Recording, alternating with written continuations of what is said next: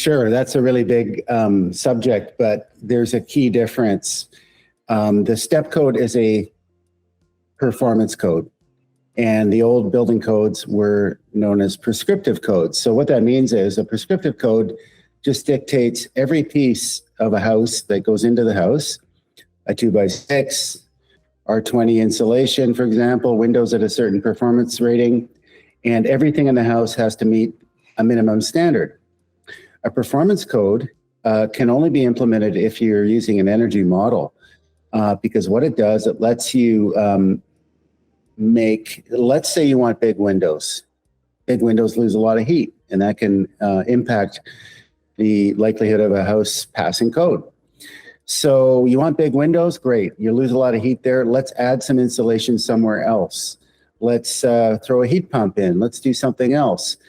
When you put those pieces together in an energy model, you get a result that calculates how the house performs as a system, whether or not it meets a minimum energy standard. So that's performance code.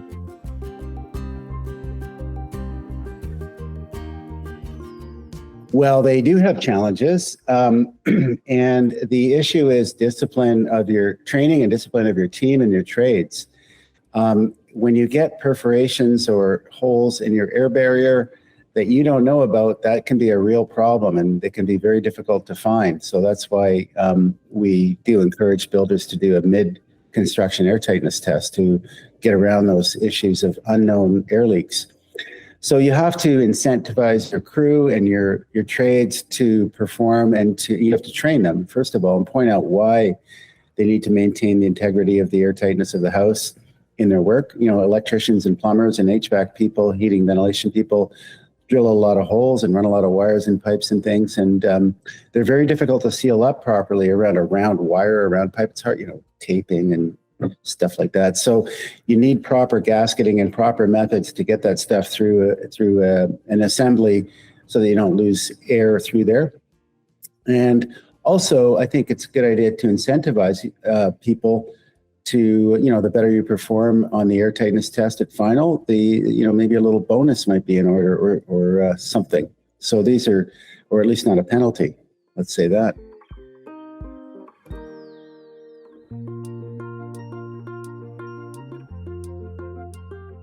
Builders are being separated by those who can and those who can't. It is relatively easy to build a step 3 house and meet the air tightness requirements for step 3.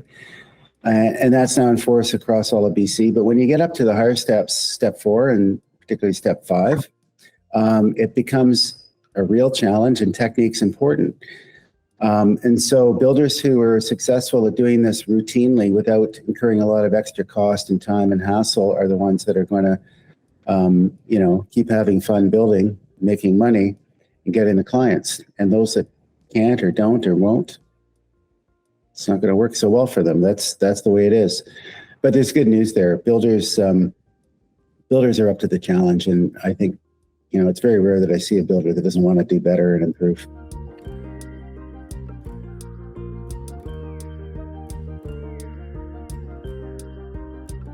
AeroBarrier is a really interesting product. It can solve a lot of problems. There can be cost to it if you're not planning on using it in the right way. So AeroBarrier can reduce construction risk. That's really the main thing. But only if it's planned for ahead of time. AeroBarrier basically reduces construction risk, can reduce labor cost, and those are the key issues. Construction risk is a huge factor for builders. They know that. It doesn't sound like it to a regular person, but it is. And labor cost is a huge factor for all involved in the industry. So anything we can do to reduce labor cost and get more houses built faster for less money is better. We're not going to reduce the number of workers in the industry. We're going to increase the number of houses built if we can reduce labor.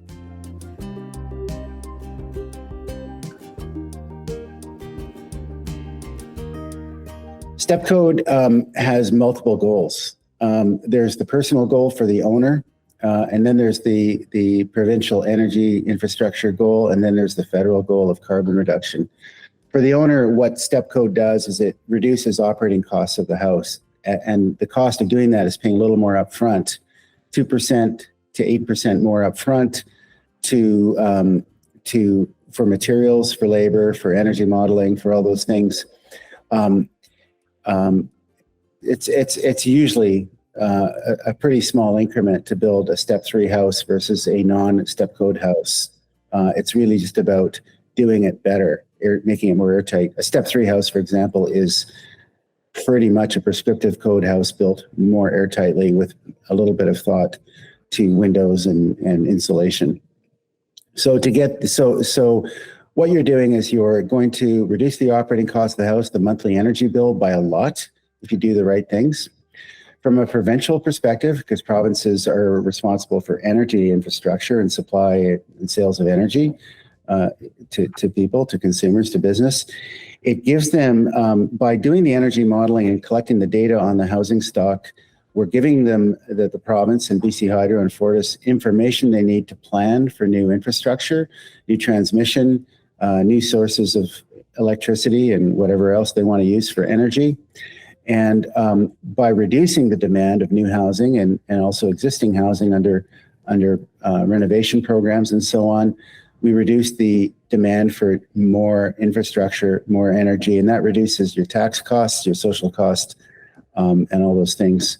Federally, Canada is a signatory to international climate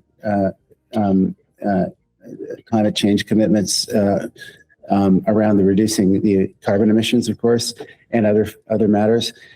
Energy modeling, for the most part, is an audited process when we use the EnerGuide rating service to do that. EnerGuide is a federal standard for rating the energy performance of houses. And when we use that process, it's audited and it is auditable. And that audit chain is carried on all the way up through Canada's annual reporting to on carbon reductions to the international agreements it's signed. So that's another reason. So there's 3 levels to this. So the benefits, from a consumer standpoint, though, really are comfort and lowering our operating costs, and the payback is usually within 2 to 6 years. The average homeowner lives in a house for 11 to 12 years.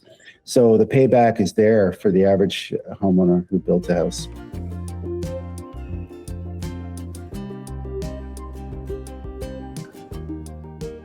Okay, the advice I'd give builders who are having to comply with the airtightness requirements of step code are to plan ahead, to train yourself, your staff, and your trades, provide incentives, and also disincentives to not pass, to trades particularly. So make them responsible. Plan ahead. If you're going to use whatever air barrier system you're going to use, and there's a nuance to this. We use both air barriers and vapor barriers in houses. So we're talking about air tightness now, which is principally about air barriers, but they can sometimes be the same thing. Anyway, make sure you know what you're going to use, why you're going to use it, and you're not using too much or too little, and you're using it in the right way. So that's what a builder needs to do. And they need to, step code was designed to provide a learning step. Step 1 was a learning step. A lot of communities went through step 1 and builders got a chance to learn. And they weren't penalized if they didn't meet the airtightness minimums. As we get to higher steps, you are definitely responsible to meet those, and it can be very, very expensive if you don't. So certainly I don't have to tell builders this. They know this. They're doing it. Energy advisors like myself, certainly, I spend a lot of time. I spend maybe 20% of my time talking to people, educating them. We do lunch and learns. We go to meet builders and their crews and talk to them conversationally about challenges and opportunities they have in this. So there's all kinds of things you can do.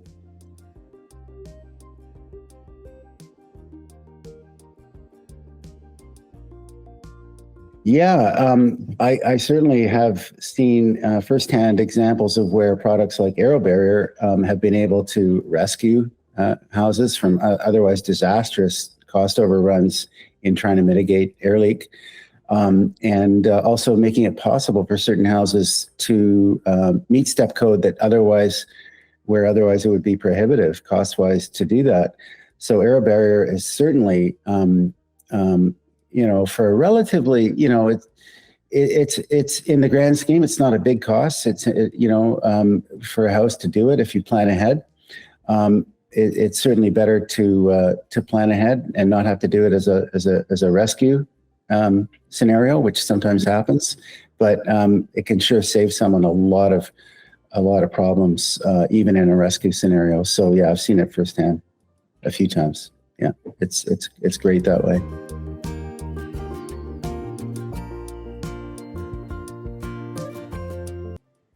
Companies like AeroBarrier, Airtight Solutions, it's really about getting builders to decide whether or not an AeroBarrier application is going to be part of the normal course of construction or a rescue. We don't want it to be a rescue.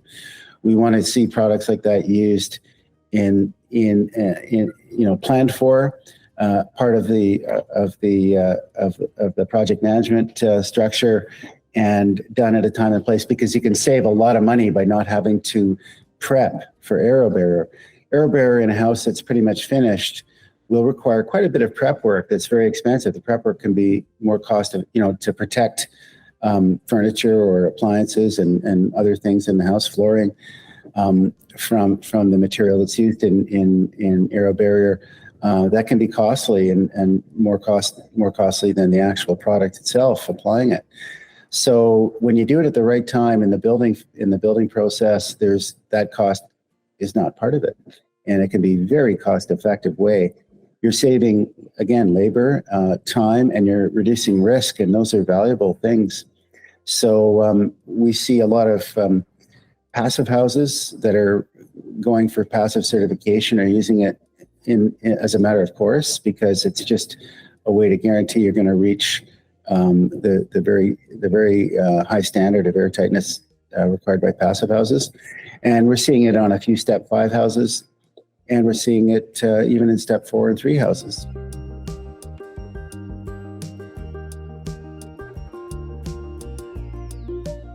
Well, 2023 is May 1st, 2023 was not the beginning of step code. It was the beginning of step code across all of BC, including rural areas that weren't subject to step code.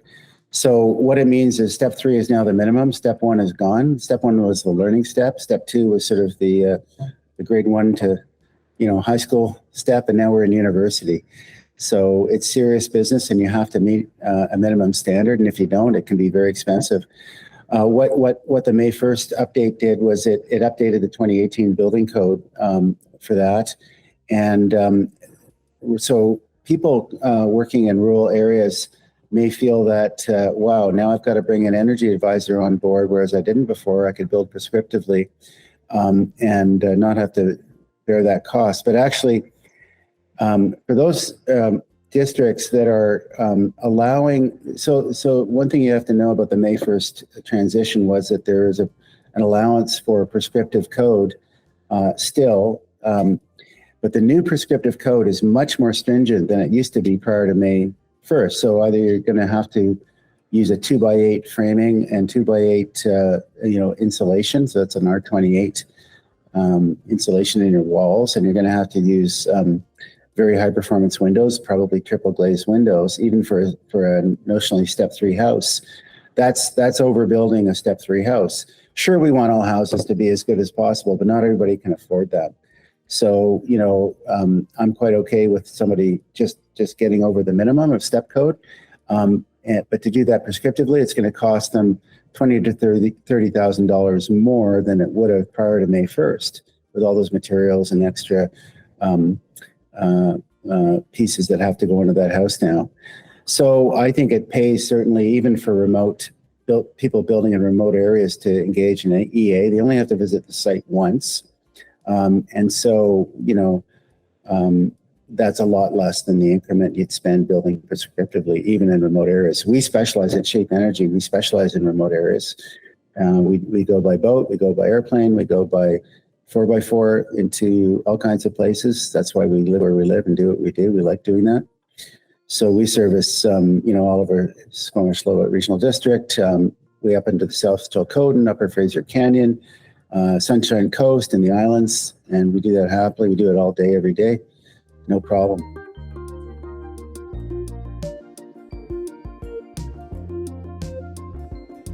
Well, it's still getting out there. Builders don't all know about it yet, and they don't understand it all yet if they know about it, and they don't see necessarily yet how to fit it into their workflow, into their pricing.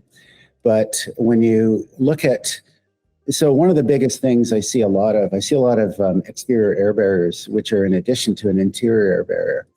And that's something that the passive house community has sort of pushed for a long time, is to do these exterior, and they're quite expensive. It's basically like a Gore-Tex coat over your house, and it's seam sealed everywhere. So you're sealing with very expensive tapes. You're putting these peel and stick or these stick-on coatings that are essentially Gore-Tex with a fabric-like backing on them over the entire house. You're taping it into windows and around windows and all the openings, and you're also putting an air barrier on the inside of the house. So, you know, some people might not agree in the industry, but I'll go out and say it. I think if you were to use aero barrier, you don't need that.